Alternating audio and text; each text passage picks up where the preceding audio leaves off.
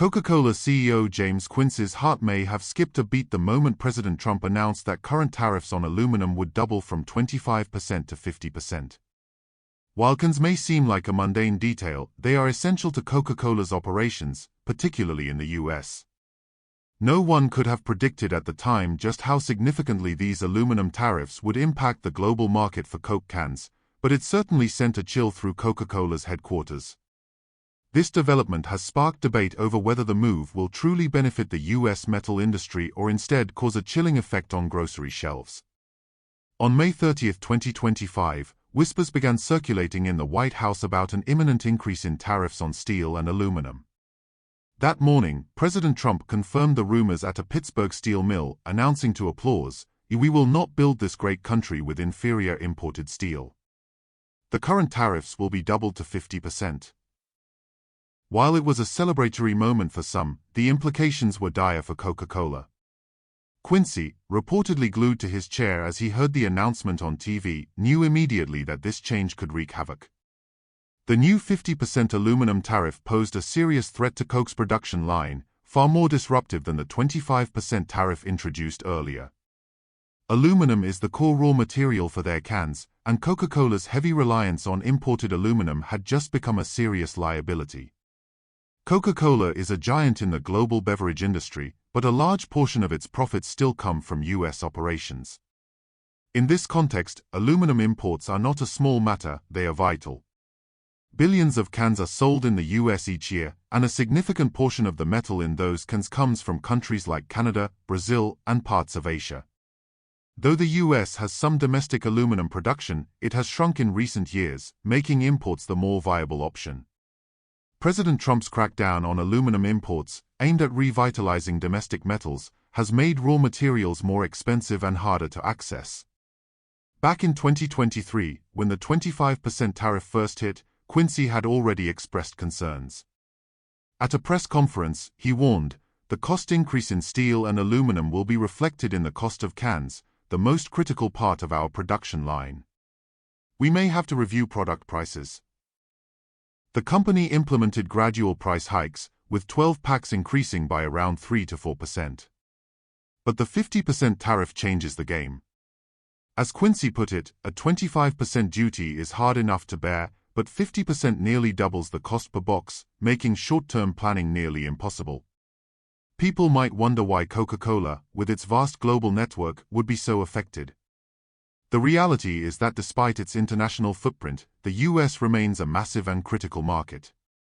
While some components are imported from Mexico and Asia, the bulk of can aluminum has historically come from Canada and Brazil. The new tariffs disrupt this setup. With Canadian aluminum now likely subject to the 50% tariff due to ongoing trade tensions, and Brazil under scrutiny for its trade practices, Coca-Cola faces a supply chain bottleneck. Options like importing from Gulf countries are on the table, but logistics and shipping costs from there are much higher. Even if Coca-Cola tried to shift entirely to domestic sourcing, it's not a realistic short-term fix. US production can't scale fast enough to meet demand, and the costs would remain high. Quincy has reportedly entered closed-door negotiations with the White House, seeking exemptions or quotas to ease the burden. However, Trump officials, including former trade advisor Peter Navarro, maintain that these tariffs are necessary and will rejuvenate the domestic metals industry. But for Coca-Cola, local sourcing is not a simple switch. Even at full capacity, domestic suppliers would face demand surges and material shortages. CFO John Murphy noted that in response to these economic pressures, Coca-Cola has already cut its massive marketing budget and is scaling back R&D and sponsorships. Despite these internal savings, the company faces a tough choice: pass on the cost to consumers or absorb the losses. Raising prices risks alienating loyal customers, and there's concern that can sodas could come to be seen as a luxury item. Some may ask, why not just use plastic or glass? But Coca-Cola has long committed to the aluminum can segment due to customer preference and environmental concerns. Glass is heavy and fragile, and plastic has its own environmental baggage. Plus, shifting packaging formats won't eliminate the tariff issue. Aluminum remains central to operations, and even Coke products made abroad and shipped into the US, like those from Mexico, would face the tariff at the border. Customs data shows Canada as Coca-Cola's top aluminum supplier, with Brazil and Middle Eastern nations trailing behind. As Trump scrutinizes both Canadian and Brazilian trade practices, alternative supply routes remain uncertain. This has left Coca-Cola in a tough spot. Quincy's team has said, "Everywhere we turn, we hit a wall." With production, pricing, and supply all up in the air, they fear a tangible shock is looming for grocery shelves once the 50% tariffs fully take effect. Amid this, discussions in Washington suggest Coca-Cola might join a broader food and beverage industry coalition to lobby against the tariffs. Farmers and food producers are also hurting from recent trade policies, and senators from agricultural states are beginning to express concern. If cans of Coke start disappearing from shelves, political pressure will mount. Trump, however, remains firm, saying in Pittsburgh, "We will resurrect aluminum and steel with domestic production."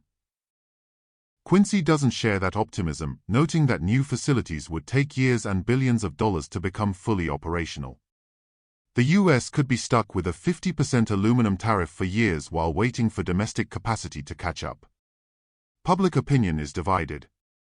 While some believe global giants like Coca-Cola should shoulder the burden for the sake of American industry, others argue that hurting such an iconic brand could backfire politically. Some Republican lawmakers reportedly caution against targeting Coke, which, like hamburgers, is part of American cultural identity. And though some believe Trump may reduce the tariff later as a negotiation tactic, perhaps to 30 or 35%, there's no certainty. Meanwhile, Coca-Cola is stalling drastic price hikes in the hope that the situation stabilizes. Some grocery stores have already begun raising prices, but a national surge is being avoided, which means the company may be absorbing the cost. That isn't sustainable for long. Coca-Cola is ramping up operations in Asia-Pacific and Latin America to offset U.S. losses, but the U.S. market remains central to its profits. Though Coca-Cola could survive a 50% aluminum tariff, the real risk is long-term brand and market share erosion. Consumers might switch to rivals, including Pepsi, which faces the same pressures. The entire carbonated beverage sector could suffer. Trump's administration is gambling that higher tariffs will jumpstart domestic production, but companies like Coca-Cola have seen no such miracle, only soaring costs. Some senators believe the 50% figure is just a bargaining chip, and Coca-Cola's best strategy may be to hold on, buy time, and avoid drastic consumer-side shocks. In the meantime, Coca-Cola finds itself squarely in the center of a complex trade war, battling economic forces far beyond beverage production. The ripple effects from a seemingly simple policy, tariffs on aluminum, are threatening to disrupt one of America's most iconic products.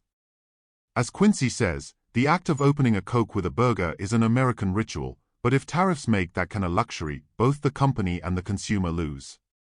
This trade war has proven that in a globalized economy, even something as ordinary as a soda can carry enormous geopolitical weight. Now Coca-Cola must choose between protecting its margins or preserving affordability, an impossible balancing act that leaves everyone asking, how much longer can they hold out?